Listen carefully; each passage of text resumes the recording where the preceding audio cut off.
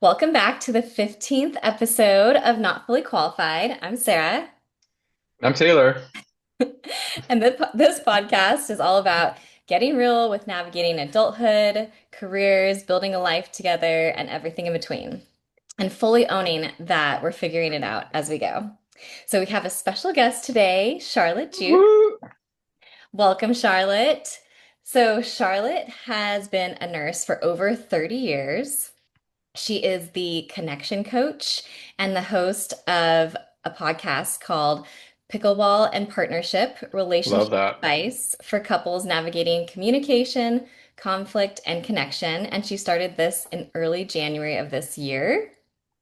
She's been married for 27 years to her husband, Neil, and she's the mother of three adult children. And before I hand it over to Charlotte to give her own intro, I just wanted to share how we met. So, again, thanks to my coach, Kathy Heller, who I will always sing her praises. Charlotte is actually a coach in Kathy's community, which is awesome.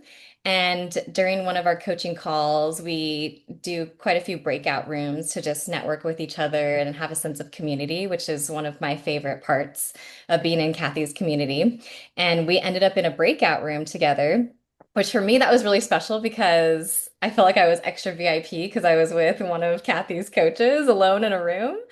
And Charlotte was just so kind and supportive, and I loved her energy. And so I reached out and I was like, I would love to have you on the podcast. And I also saw that you have a pickleball podcast, which Taylor and I just got into that this year, where at least I am a complete novice. And like, I think I've gotten a maybe 2% better. No, you've improved a lot. But I've had a lot of fun with it, even when I've gotten pickled, which is when you get 0 points and the other team wins, which happens to me quite often, but I still have a lot of fun. So I'm excited to hear more about that. And one of the other things I love about Charlotte is that she has a really deep understanding about somatic practices, and she actually leads that in a lot of our coaching calls. And being someone who's been really intrigued by the somatic work and also trying to become a yoga teacher, I just love that Charlotte has all these new things that I've never experienced before. Like we did a practice the other day where you connected different sounds.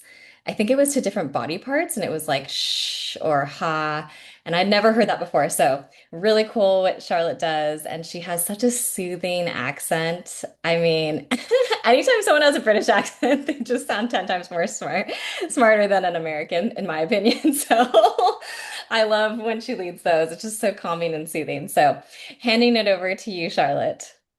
Oh my gosh, Sarah. Well, I don't know where to start, except congratulations on your Thank 15th you. episode. Thank That's Woo! you. incredible. That's really exciting. Also, congratulations on your recent marriage. Oh my Thank you. goodness. Yeah, that's amazing too. And thank you for such a lovely introduction.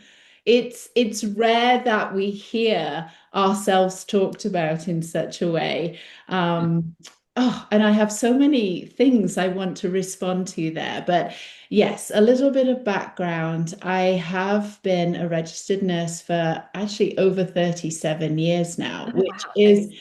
incredible. Impressive. Makes me feel very old. I'm like, how No, did that happen? I mean, that just means you have a lot of experience You're of wise. life. well, I don't know, but I don't feel old enough. I still feel like I'm in my 20s. And Sarah, interesting because you and I were just talking before we jumped on here, and you were talking about, feeling the sand slipping through your fingers. Oh Totally. my gosh. I mean, that's life too, right? Mhm. I met my husband back in England when we were both living in England. And that was over 30 years ago. And I think we're actually coming up on our 29th wedding anniversary. Wow, okay. That's Yes, incredible. yes. Congratulations on that. Well, thank you. Thank you. Um, so, yes, I've worked in a lot of different areas within nursing. I was a surgical nurse, an ICU trained nurse, which I loved. Mm. As the children started to come along, I changed my focus a little bit. I worked in the private sector for Procter and Gamble, which I loved, but meant a lot of time on the road. I've worked for GPs, I've worked in the community. And in the year 2000, we moved our family to Canada. And we've been here now for what, 25, coming up on 26 years. How And I fun. have worked as a nurse in the community.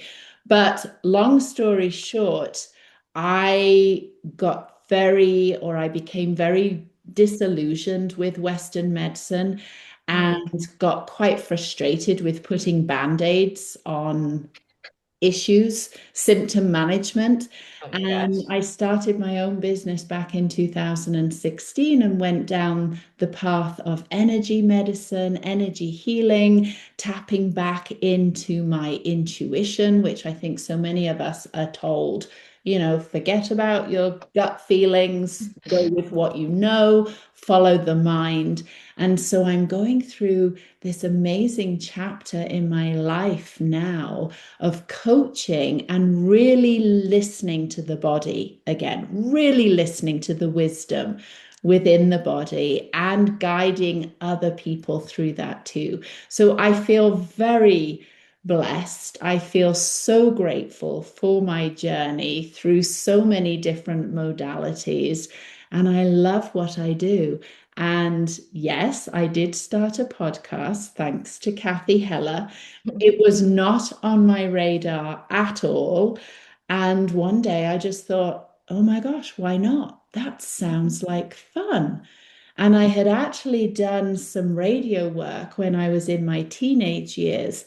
And it's interesting that you mention my accent because I went through a time in my teens where I was very conscious of my accent. Mm. We had actually moved cities within England, and I found myself, my dad changed jobs, and so we moved as a family then. And I found myself in a city where I didn't really understand other people, and people thought I spoke very poshly. And I Mm. was bullied for that. And I Oh. Wow. went very quiet for a long time. And so here I am last year in one of Kathy's programs, working as a coach on Team Kathy, which is amazing. And the opportunity came along for me to start a podcast. And I thought, oh my gosh, I could come full circle here and Mm. use my voice again. But what shall I do it on? And I really did not have an idea. I just knew that I wanted a podcast. And then it came to me, what is the most fun thing that I do? It's play pickleball. So, of course, the podcast had to be about pickleball. So, yes, that's Beautiful. I where love that. And how did you get into pickleball? that's a really great question, Sarah. I love that one. And I think this may resonate with a lot of people, certainly my age, our age, I would say, my husband and I. So the children are now all in their 20s. And it was 3 years ago. So our youngest was 19. He was in university. We had just completed this massive house renovation, Mm. living through that, which I would not Oof. recommend. And one of the key tips I would say for a healthy marriage is do not live together through a major house Did renovation. you have access to your kitchen during that time? No. Oh Oof. no. And it was Oof. COVID, and oh my gosh, it was like the perfect storm. So Oh. that was not one of my recommendations. However, we made it through the other side and then thought, well, now what do we do? Because the children are independent. That's what we've been working towards. We've obviously done an okay job because they're all going about their own ways.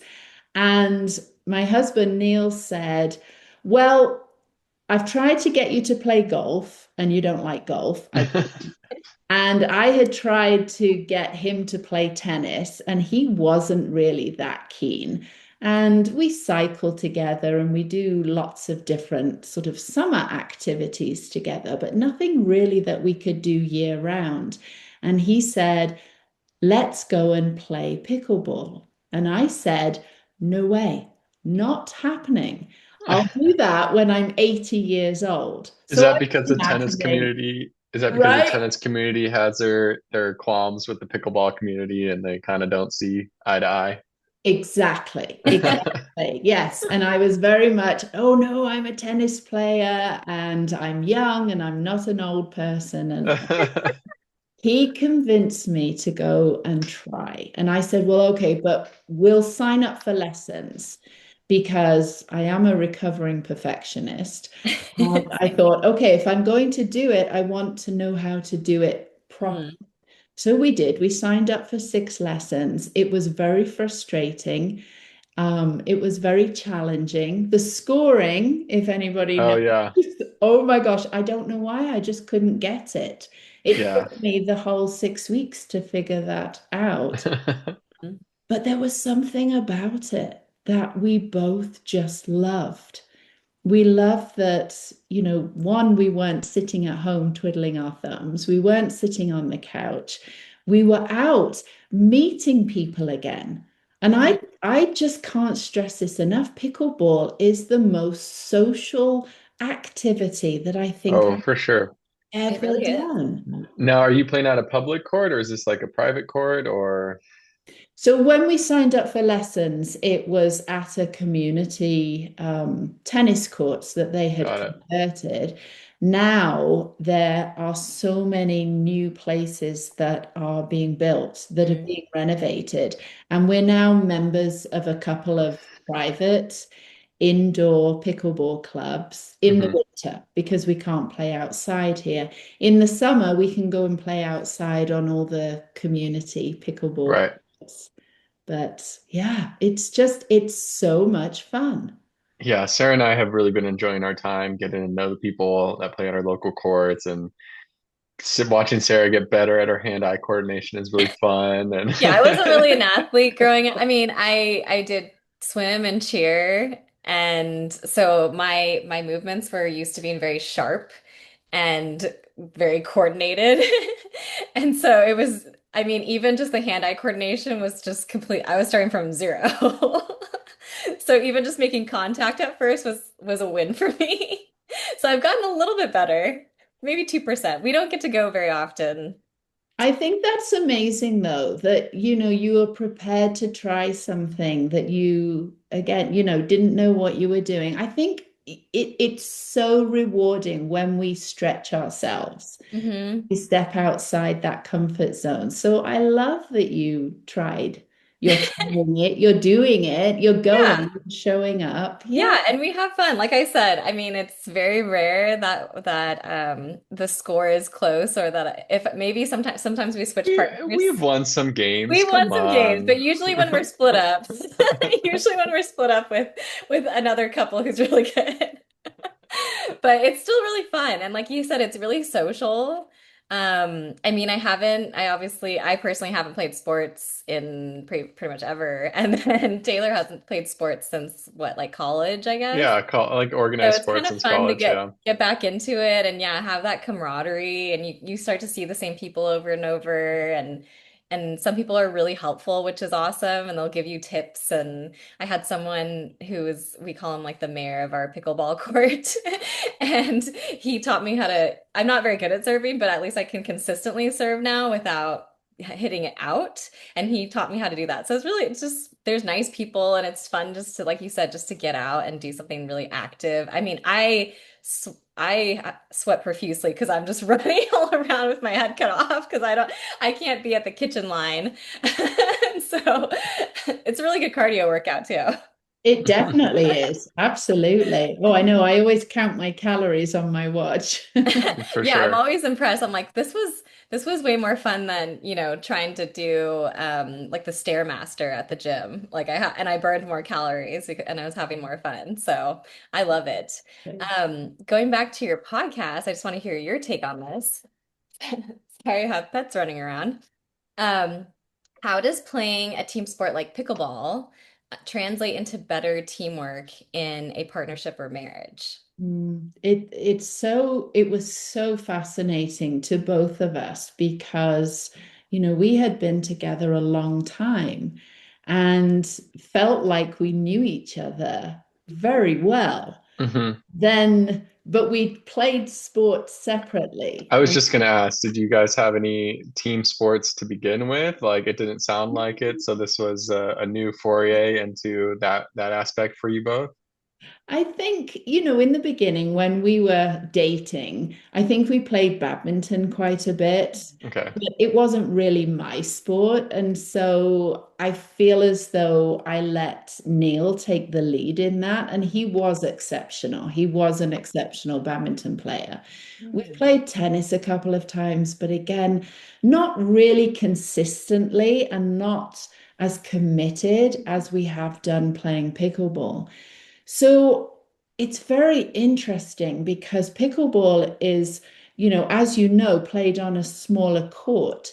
So everybody is standing very close to each other right, right. and you're very close next to your partner.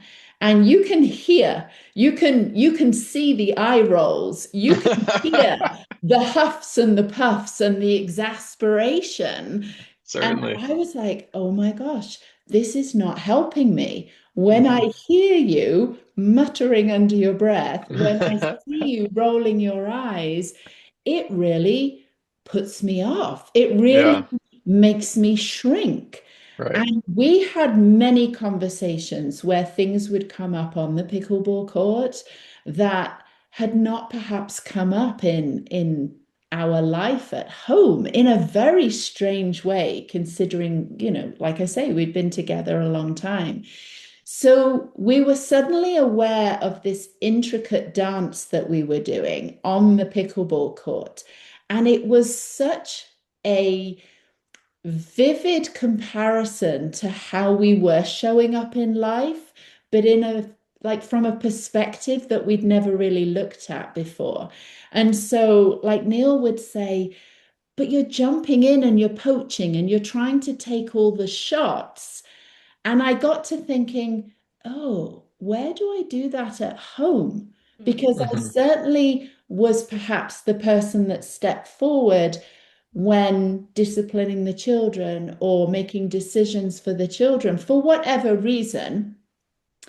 And so I think playing pickleball, we really became aware of how we were showing up in each other's lives as well as our own lives as well. And so the pickleball court really is this microcosm. It's this mini environment that shows you so much about yourself and the people that you're playing with and the people that you're playing against that I certainly hadn't really been aware of on a very conscious level before. Hmm. Love that.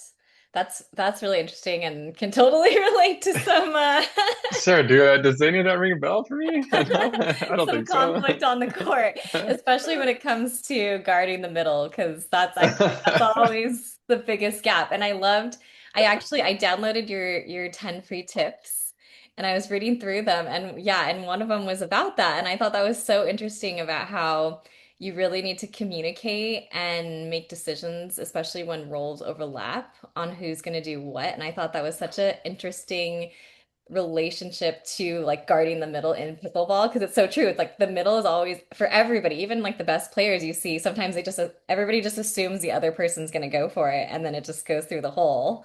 So I loved that you talked about that in your freebie. Yeah, Neil's just come up, well, not just in the last, I would say 4 months, we've Hmm. changed our strategy when we play together. And he has decided, and I love that he took the lead on this and said, you know what? Whoever is on the left-hand side, when it's your forehand, that person is going to cover 75% of the court. So the Mm, person on the right stays over. In other Yeah, words, makes sense. stay in your lane, right? yeah. So Hmm. I'm thinking, yeah, that makes sense. When I see him at home dealing with something, managing something, I don't need to step in. I know he's got it. We've Hmm. already established that boundary. And so I think playing pickleball as well, and certainly covering the middle, was pivotal for us, really translated into how now we're going to show up in our marriage as well from a Mhm. different perspective here, because I've always been the kind of person that would jump in. Let me help. I can do this. I can do it quicker. I can do it better. And that's not necessarily the case. So now if I'm on the right hand side and he's in that prime position, I can let him do his thing and he's really good at it. Right. Hmm. Good strategy. Yeah, that's a great strategy. I'm still not good even when Taylor tells me, okay, you got the middle. I'm like, okay, and then just watch it go by. Yeah, yeah. It takes Um, practice. I mean, all of definitely. these skills, whether we're talking pickleball or we're talking life, it Yeah. all takes Right. practice. Yeah. Well, moving into just more life advice, can you give us the top maybe 3 to 5 tips that you would share with newlyweds or, long-term couples to build the foundation for a healthy and long-lasting relationship? Since you have that personally, and then I know through your coaching you've done this before as well. So, any tips that you can share with us? Oh my gosh. I think the first thing that comes to my mind, and it's something that I've really incorporated into all areas of my life over the last several years, is have fun. And I know it sounds simple, but when couples play together, Mm. it makes such a huge difference. And not just together, like as an individual, have fun. Do the things that light you up. Follow your heart. I think, when I look back on my career, there were definitely times, and even in my life as well, there were times where I really wasn't enjoying things. Hmm. And I mean, hindsight is great, but I think my advice would be now to anyone in their 20s, 30s is really pause and take that moment to see where you can really infuse fun into your life. And I know often when I'm coaching people and we talk about fun and we talk about play and we talk about, as a couple, finding something fun to do together, people's response is, yes, but I have bills to pay and I have responsibilities. And, they give me all these reasons why, no, there is no place for fun. But if there's no place for fun, then how are you showing up in all these other areas of your life? And yes, of course, we all have responsibilities. And yes, we have bills to pay. But if we can infuse some fun into, even if it's just one area of life, then that actually seeps out into all the other areas too. So Hmm. I would definitely say, I mean, I'm a little bit biased, but I would say that everybody needs to learn to play pickleball. But if pickleball is not your jam, that's okay. Do something together that feels fun. Right. And I know when we were younger, somebody gave me a piece of advice, have a date night. And I think, this speaks to the same sort of concept here about taking that time for each other. Mm. Because there will come a day, if you have children, there will come a day where the children leave home and it now all of a sudden is the two of you. Mhm. And you're going to find, probably because we did, that we had drifted apart in some ways. And Mm. so, really keeping the partnership alive, keeping yourself on connected, Mhm. speaking the same language and having fun definitely is a priority. I I love think that. another piece of advice I would give would be, and again, I think back to the early days when we were married, and I think it was my grandma, it may have been my dad too, said to me, never go to bed angry, never go to bed when you're arguing. And I actually don't agree with that. And I'll Hmm. tell you why. feel like you're the first person I've heard say I'm this. like, ooh, this is a hot take. Well, sometimes, often, you need a timeout. Mm, We I all agree. need a timeout. And if that means overnight, then so be it. But mhm, I think when couples get into conflict, and I know when Neil and I have had conflicts, I can manage and emotionally show up with a lot more intelligence if I've regulated myself mm, first. Mhm. When I'm not regulated, and then when my partner's not regulated, it's not going anywhere except downhill.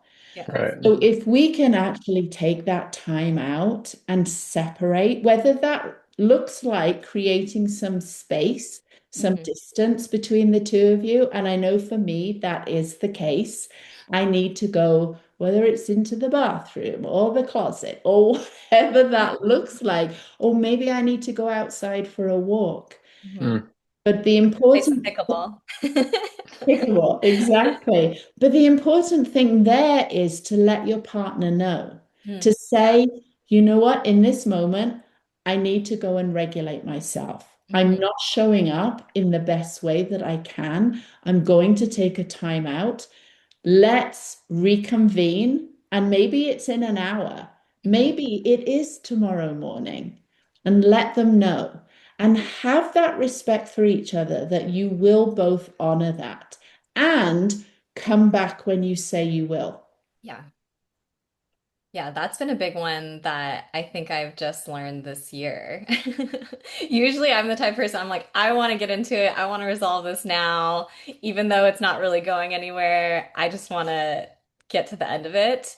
And I think this year was the first time, and Taylor, I think you were even surprised when I told you like I'm at this emotional peak right now and I can feel myself not in a place to come to a resolution, Right. the resolution that I want, and we need to talk about this tomorrow.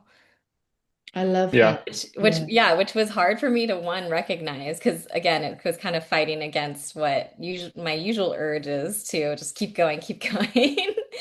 And then to also communicate that. And I think you were a little confused by that at first too, because you're like, wait, what? Usually you want to talk this out. But I also And learned I my think we were going to sleep at that time. yes, and yeah, we were going to, and that's why I was also like, this isn't a great time because there's work tomorrow. And in my human design, I also learned that I have to not be on an emotional high or low to make decisions. And so I've also been trying to listen to that because I tend to want to push a decision, whichever, high or low that I'm on. And then when I get back to regulated state, I'm like, oh, I don't even care about that Yeah. anymore. I think that brings up a great point, Sarah, and I love that. I mean, awareness is key.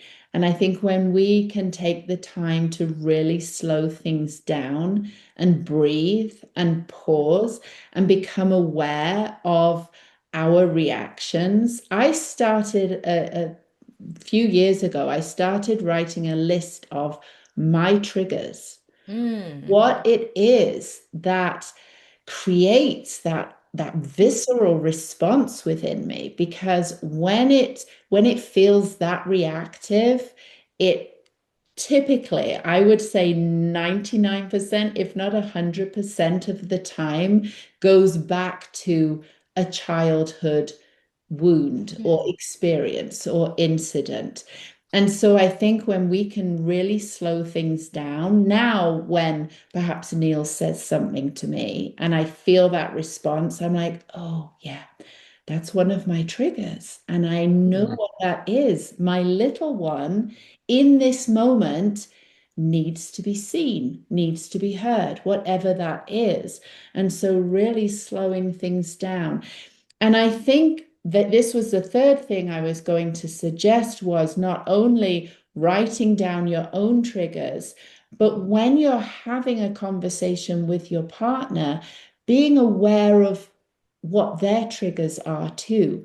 mm, And bringing myself back to the moment and being present in the moment to hold space for my partner so mm, that I can recognize this isn't about me. This is nothing to do with me. He is reacting because right now his little boy is showing up. Mm. And Mm. the last thing he needs is for my little girl to show up because the two of them are not going to have a great conversation. But if I can slow things down, breathe into my nervous system, keep myself regulated, I can hold space for him and his little one and Mm. allow his little one to really be seen and heard. And that takes practice too. That's not easy. Oh, I'm sure that sounds like a lot of vulnerability and Yeah, emotional maturity for sure.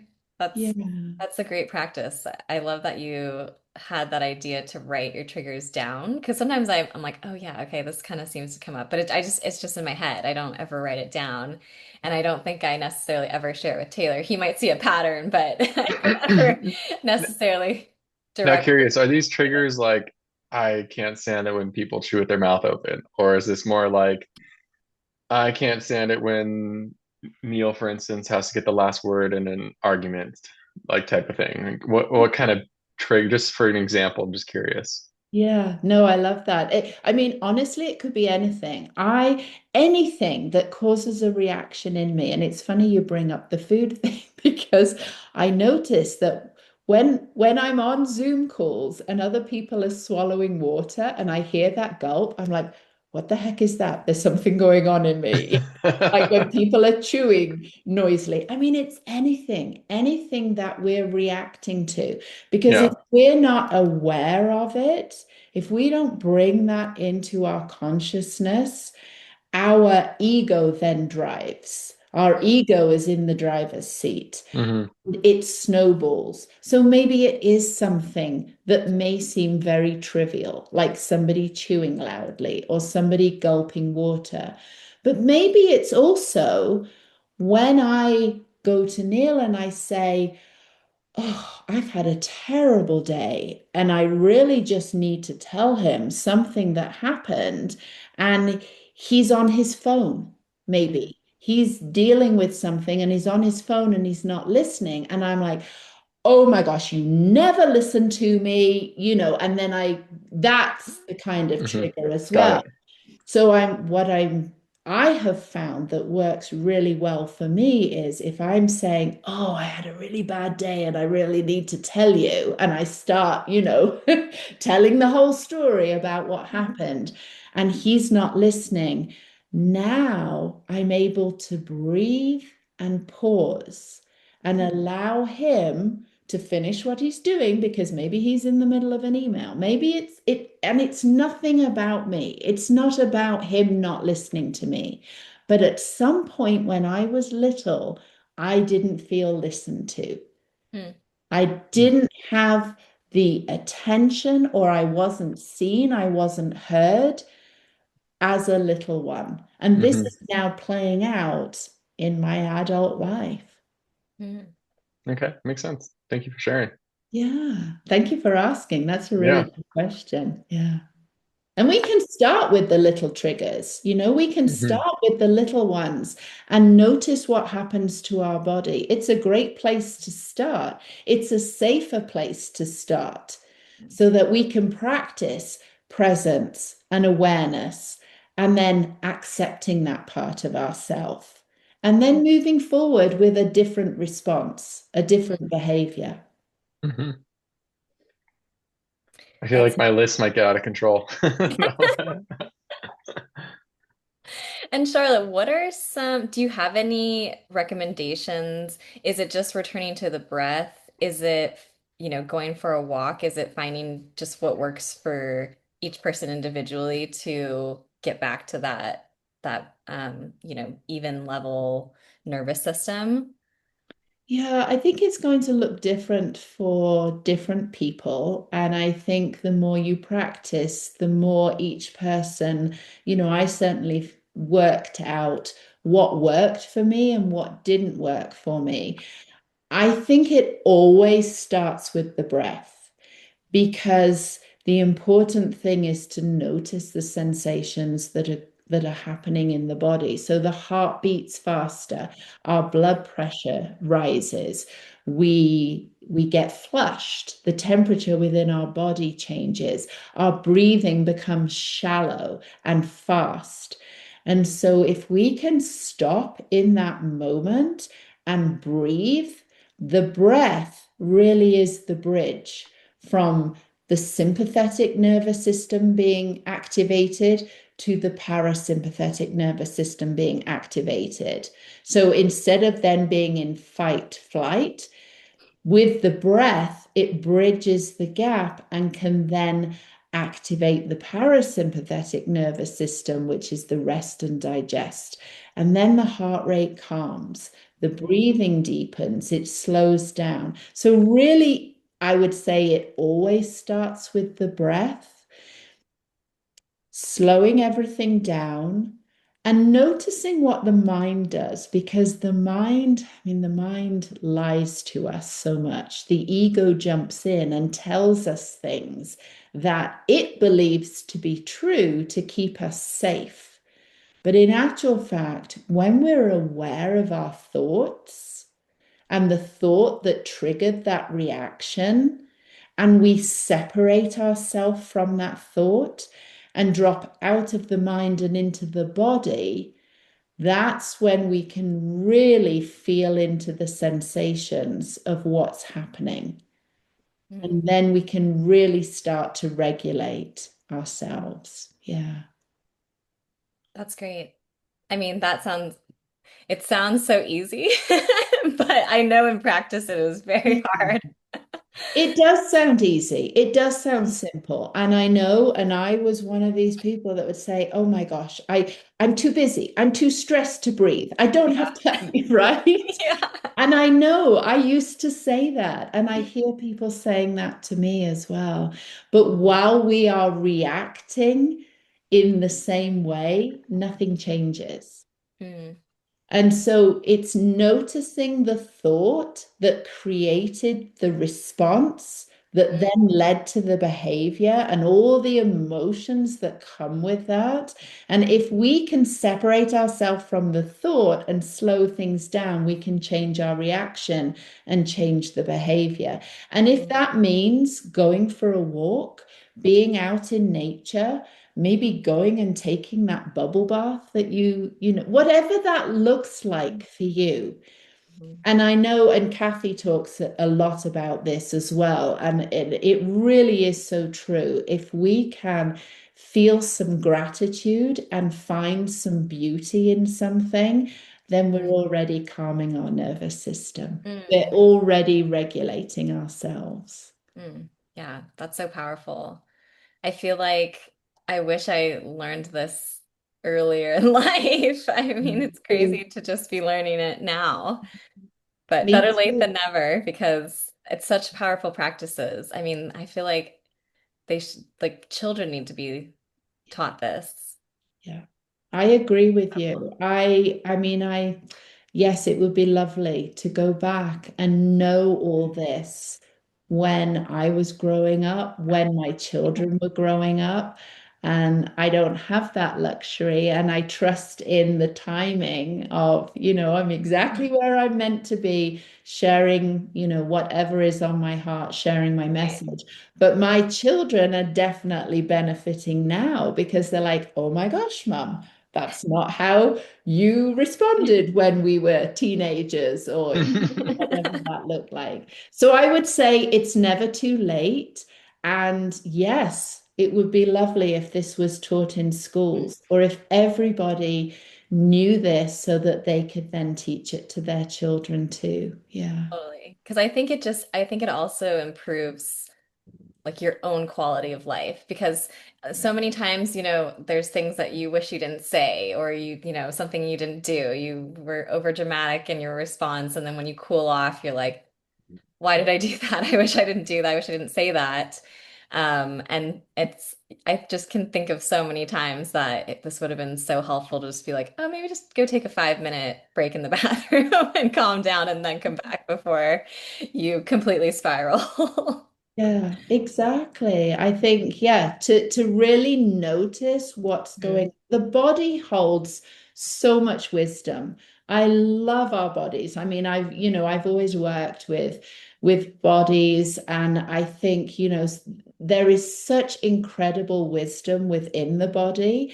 And if you think about how the body even heals itself, it Mm. really is a miracle. And and that goes back to your point at the beginning when you were talking about, yes, we did a nervous system practice where different sounds that actually stimulate the vagus nerve are Mm. then at the vibration of the different organs throughout our body.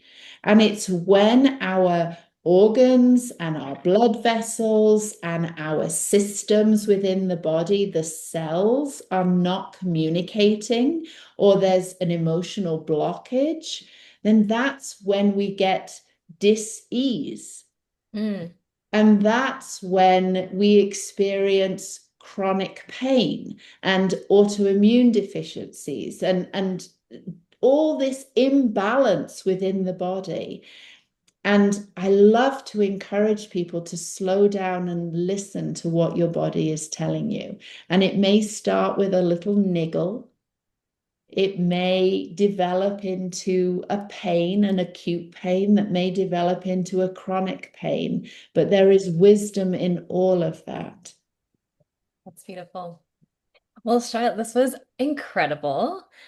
Tell people where they can find you, website, social media, whatever you feel comfortable with, where they might be able to work with you. Because, I mean, I'm amazed by Charlotte. Everything you said was just a mic drop. And I love having you in the coaching community and sharing your gifts with all of us.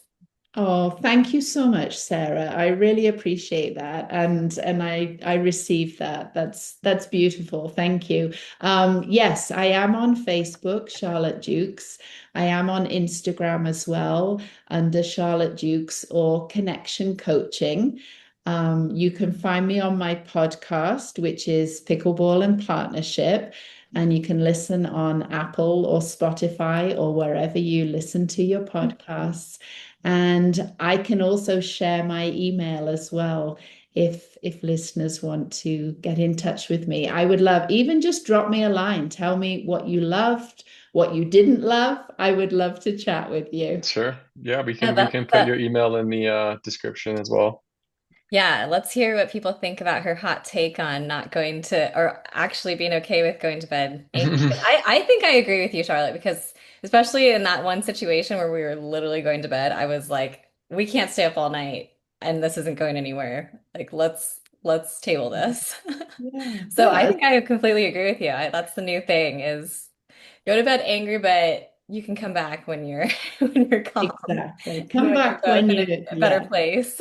exactly. Yes. And go play pickleball. It's so Yes. Woohoo! much fun.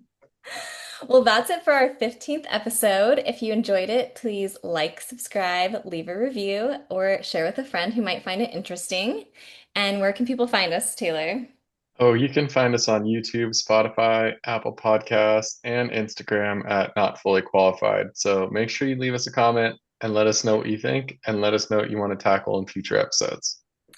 Thanks for tuning in to Not Fully Qualified, where none of us really know what we're doing, but we're doing it together. See you next time.